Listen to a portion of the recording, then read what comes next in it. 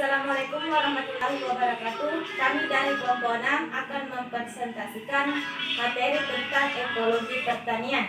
Perkenalkan, nama saya Rizwati, NIM 1913041, semester 3 Agroteknologi. Assalamualaikum warahmatullahi wabarakatuh. Perkenalkan, nama saya Sofia Amalina, NIM 19108, jurusan Agroteknologi semester 3. Assalamualaikum warahmatullahi wabarakatuh. Perkenalkan, nama saya Syamsul, NIM 1915056, Prodi Agroteknologi semester 3. Assalamualaikum warahmatullahi wabarakatuh. Perkenalkan, nama saya Siratul Ihsan, NIM 1913008, Prodi Agroteknologi semester 3. Assalamualaikum warahmatullahi wabarakatuh. Perkenalkan, nama saya Syahrul Akbar Aditya, NIM 1913055, Prodi Agroteknologi semester 3. Baik, saya akan mempresentasikan materi tentang ekologi pertanian, di mana ekologi tanaman mengandung dua pengertian, yaitu ekologi sebagai ilmu dan tanah sebagai objek, di mana ekologi berasal dari kata ekos yaitu rumah dan logos sebagai ilmu. Ekologi tanaman adalah ilmu yang mempelajari hubungan timbal balik antara tanaman dengan lingkungannya. Dalam hal ini, hubungan antara tanaman dengan tanaman itu sendiri. Tanaman dengan lingkungannya, jelas di sini bahwa tanaman hidup dengan lingkungannya. Yang kedua yaitu pengaruh lingkungan. Faktor-faktor lingkungan akan mempengaruhi fungsi fisiologis tanaman.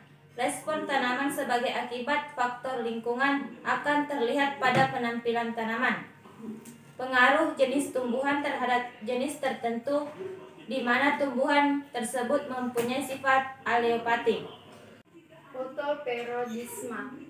Lamanya periode penyinaran matahari dapat memberikan tanggapan tertentu yang mempengaruhi kegiatan fisiologis tanaman. Pertama, tanaman berhari panjang menunjukkan akan lebih panjang daripada minimum, yaitu tanaman yang bermalam pendek. Yang kedua, tanaman berhari pendek, yaitu golongan tanaman yang baru akan berbunga jika panjang hari kurang dari panjang hari maksimum antara 12 sampai 14 jam. Yang ketiga, tanaman netral, yaitu tanaman yang tidak dipengaruhi oleh fotoperiodisme. Jenis tanaman ini dapat berbunga secara terus-menerus, misalnya Ixora sp. Kebutuhan air tanaman. Kekurangan air pada tanaman disebabkan oleh: pertama, kekurangan persediaan air di daerah perakaran; kedua, berlebihnya kebutuhan air oleh daun karena laju evaporasi melebihi laju absorpsi air oleh akar tanaman walaupun keadaan air cukup jenuh.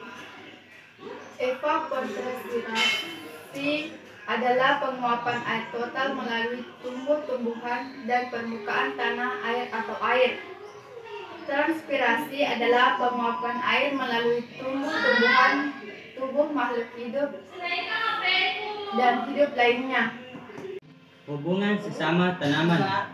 Dalam hubungan sesama tanaman, tumbuhan dimaksud ada beberapa kemungkinan akibatnya dan diduga disebabkan oleh beberapa faktor sebagai berikut. 1. Karena adanya kompetisi disebabkan kekurangan sumber energi atau sumber daya lainnya yang terbatas seperti sinar matahari, unsur hara, air. Kompetisi ini disebut juga allospoli. 2.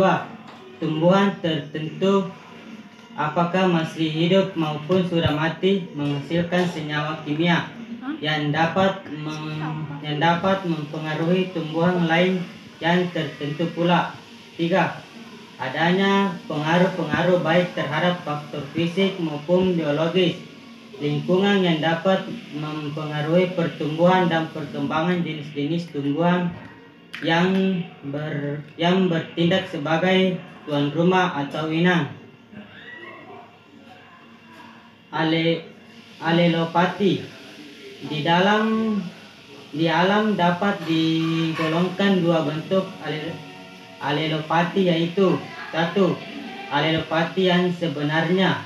Alelopati merupakan pelepasan senyawa beracun dari tumbuhan ke lingkungan sekitarnya dalam bentuk senyawa asli yang dilepaskannya.